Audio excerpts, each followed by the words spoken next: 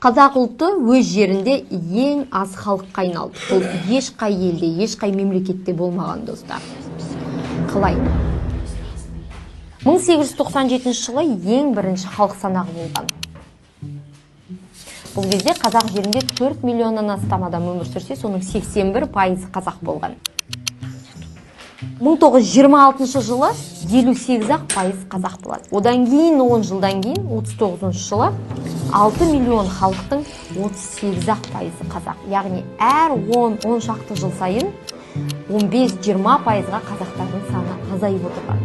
Неліктен? Өйткені келушілер көп. Ресейдегі шаруаларға жер жетпей, Қазақстанға, Сібірге көшіріле бастады. Екінші, ол ашаршылық. Ашаршылықта қазақтардың 2 миллионға жуық қазақ қырылып қалды. Одан кейін 1930 жылдары репрессия, ГУЛАГ.